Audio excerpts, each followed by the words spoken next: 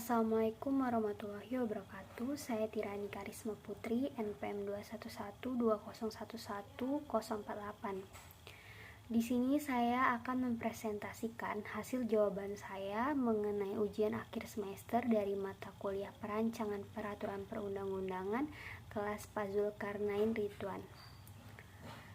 Langsung saja, soal yang pertama yaitu apa urgensi naskah akademik dan raperda tersebut bagi pelaksanaan otonomi daerah atau bagi kesejahteraan rakyat di daerah tersebut.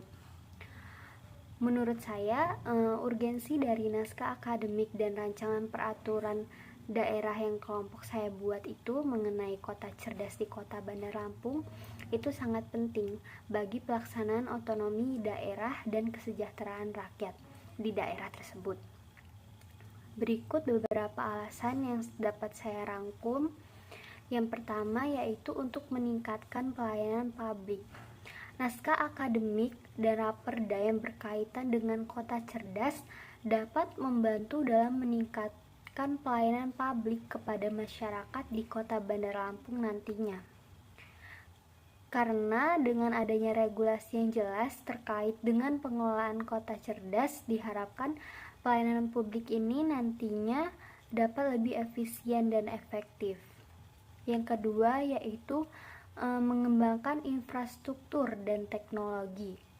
Melalui naskah akademik dan raperda tentang kota cerdas ini, Kota Bandar Lampung dapat mengembangkan infrastruktur dan teknologi yang mendukung konsep kota cerdas.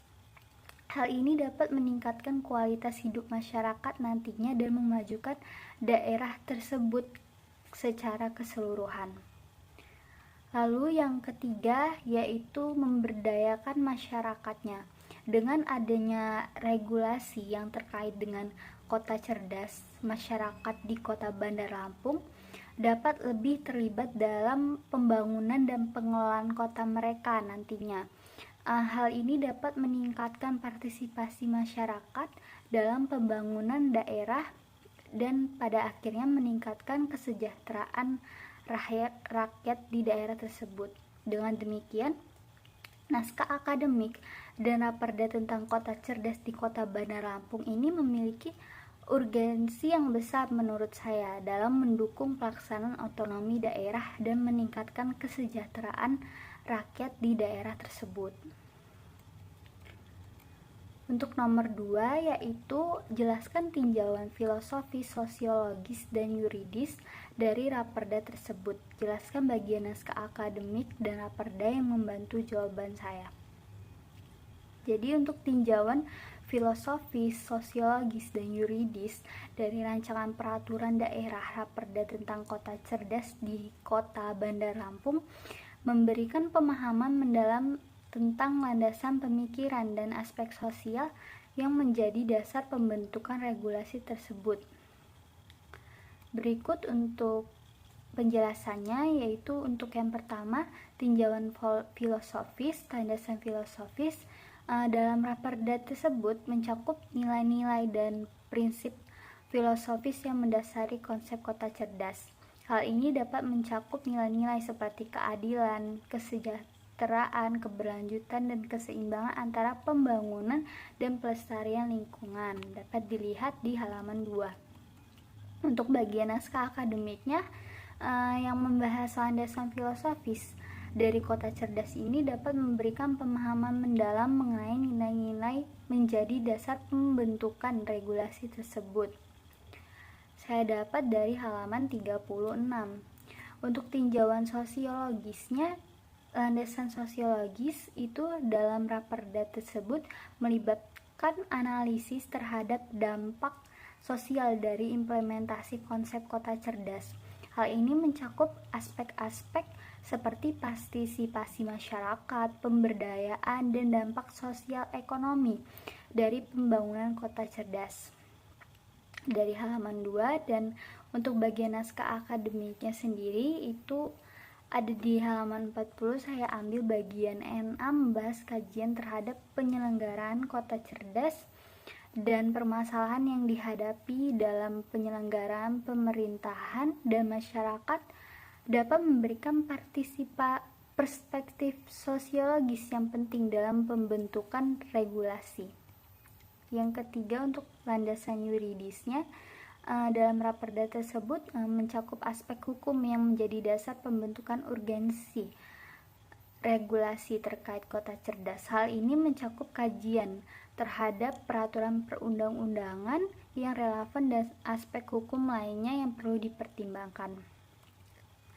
Pada halaman 41 untuk bagian NA yang membahas metode yuridis normatif dalam penyusunan raperda dapat memberikan landasan teoritis dan kajian pemikiran ilmiah terkait substansi yang disusun, sehingga mendukung tinjauan yuridis dalam pembentukan regulasi.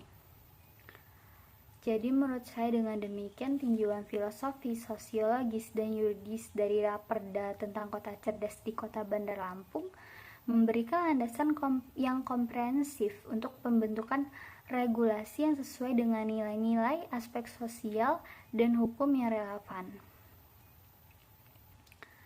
Yang ketiga, aturan apa dari raperda yang menjadi kekhasan bagi daerah tersebut? Jelaskan pasal atau ayat yang dimaksud. Salah satu aturan dari rancangan peraturan daerah yang menjadi kekhasan bagi daerah tersebut adalah terkait dengan konsep kota cerdas. Dalam konteks Kota Bandar Lampung, aturan yang mengatur tentang pembangunan kota cerdas itu memiliki kekhasan yang mencerminkan visi dan misi kota tersebut. Untuk yang saya ambil yaitu di halaman 5 pada bab 3 ruang lingkup pasal 4, itu kan ruang lingkup penyelenggaraan kota cerdas meliputi bidang yang pertama tata kelolaan pemerintahan yang cerdas, yang kedua ekonomi cerdas, yang ketiga kualitas hidup yang cerdas, yang keempat lingkungan cerdas, yang kelima masyarakat cerdas, yang keenam mobilitas cerdas. Kenapa saya memilih itu? Karena menurut saya sudah mencerminkan tentang visi dan misi dari Kota Bandar Lampung sebagai kota yang aman, nyaman, produktif, berkelanjutan, sejajar dengan kota-kota besar dunia dan dihuni oleh masyarakat yang makmur dan sejahtera. Pasal ini menjadi kekhasan bagi Kota Bandar Lampung karena mencerminkan cita-cita dan tujuan khusus yang ingin dicapai oleh pemerintah daerah dan masyarakat setempat. Selain itu juga saya menangkap bagian ke-6 pada mobilitas cerdas pasal 10 yang ada di halaman 7, pasal yang mengatur tentang integrasi perencanaan, peraturan, dan regulasi yang harus sesuai dan mendukung dokumen induk perencanaan juga menjadi kekhasan bagi daerah tersebut. Hal ini menunjukkan komitmen Kota Bandar Lampung dalam memastikan bahwa setiap kebijakan dan regulasi yang diterapkan terkait dengan kota cerdas harus selaras dan mendukung visi misi pembangunan kota tersebut. Dengan demikian, aturan-aturan yang mengatur tentang visi dan misi kota serta integrasi perencanaan dan regulasi yang terdapat dalam Raperda Kota Cerdas di Kota Bandar Lampung menjadi kekhasan yang mencerminkan identitas dan tujuan khusus dari daerah tersebut. Untuk pertanyaan terakhir, keempat, jelaskan mengapa daerah lain perlu membuat perda yang sama. Menurut saya daerah lain perlu membuat peraturan daerah yang sama terkait dengan konsep kota cerdas itu karena adopsi dan implementasi konsep kota cerdas ini memiliki manfaat yang signifikan bagi perkembangan dan kesejahteraan masyarakat di berbagai daerahnya.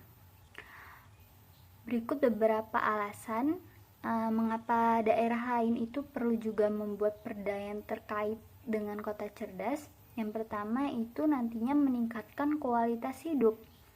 Kenapa? Karena konsep kota cerdas itu bertujuan untuk meningkatkan kualitas hidup masyarakat melalui pemanfaatan teknologi dan inovasi dalam berbagai aspek kehidupan. Misalnya seperti transportasi, pelayanan publik, lingkungan, dan ekonomi. Dengan adopsi konsep kota cerdas ini, daerah lain juga dapat meningkatkan kualitas hidup masyarakatnya. Yang kedua yaitu efisiensi dan efektivitas pelayanan publik. Implementasi kota cerdas dapat meningkatkan efisiensi dan efektivitas pelayanan publik sehingga masyarakat dapat mendapat layanan yang lebih baik dan responsif dari pemerintah daerah. Yang ketiga yaitu memberdayakan masyarakatnya. Konsep kota cerdas juga ini melibatkan pemberdayaan masyarakat melalui partisipasi aktif dalam pembangunan kota. Nah, dengan adopsi konsep ini, daerah lain itu dapat mendorong partisipasi masyarakatnya dalam proses pembangunan dan pengambilan keputusan. Yang keempat yaitu untuk meningkatkan daya saing daerah. Kenapa kota cerdas ini ternyata juga dapat meningkatkan daya saing suatu daerah dalam skala regional maupun global. Dengan adopsi konsep ini juga daerah lain dapat meningkatkan daya tarik investasi, pariwisata, dan pengembangan ekonomi yang berkelanjutan. Yang terakhir yaitu keterlibatan pihak swasta dan masyarakat. Konsep kota cerdas juga mendorong kerjasama antara pemerintah, swasta, dan masyarakat dalam pembangunan kotanya nanti. Dengan adopsi konsep ini, daerah lain dapat memperkuat kolaborasi antara stakeholder untuk mencapai tujuan pembangunan yang lebih holistik.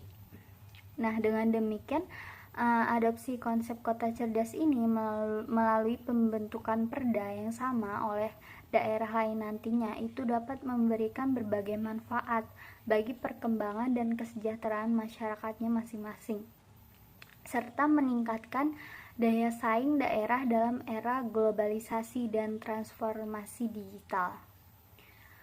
Mungkin itu saja yang bisa saya sampaikan. Bila ada jawaban yang kurang atau kesalahan yang terjadi, saya minta maaf. Saya akhiri. Wassalamualaikum warahmatullahi wabarakatuh.